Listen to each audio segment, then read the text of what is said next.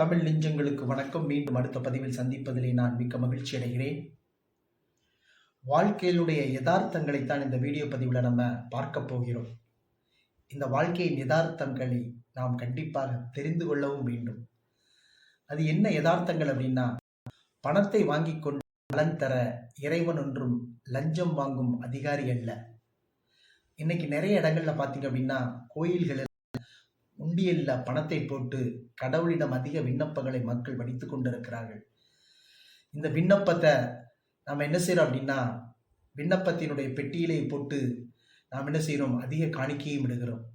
அது என்ன உணர்த்துது அப்படின்னா, இறைவனை நாம் லஞ்சம் வாங்கக்கூடிய அதிகாரியாக நினைக்கிறோம். அவர் லஞ்சம் வாங்கக்கூடிய அதிகாரி அல்ல.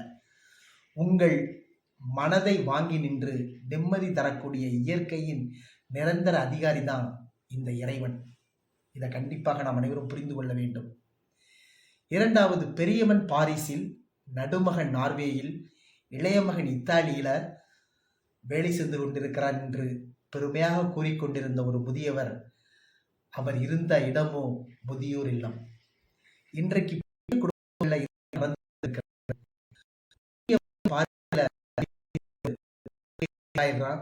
நடுமகன் கல்யாணம் முடித்துக் கொண்டு அங்கேயே நார்வேயில வேலை பார்த்து கொண்டிருக்கிறான். மகன் இத்தாலியில வேலை பார்க்கிறான்.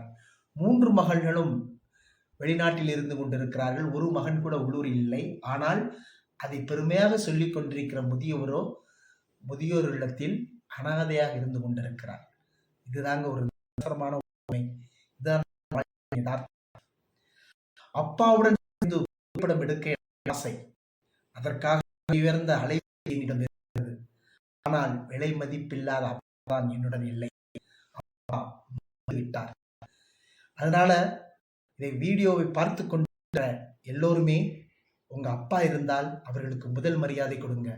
உங்க அப்பா இருந்தால் அவரை நல்ல முறையில் வைத்துக்கொண்டு நீங்க அவரை வாழ வையுங்கள். அப்பா இல்லாத வழி அப்பா இல்லாதவர்களுக்கு மட்டுமே தெரியும். அதனால் அப்பாவுடன் நீங்கள் இருக்கின்ற காலங்களில் சந்தோஷமாக வாழ முயற்சியிடுங்கள். விலை மதிப்பில்லாத அப்பா இன்றைய உலகத்துல நமக்குள்ள ஒரு முக்கியமான ஒரு சொத்து. 1000 உறவுகள் விழுதாய் வந்து போனாலும் கடைசி சந்தோஷமாக வாழ முயற்சியிடுங்கள்.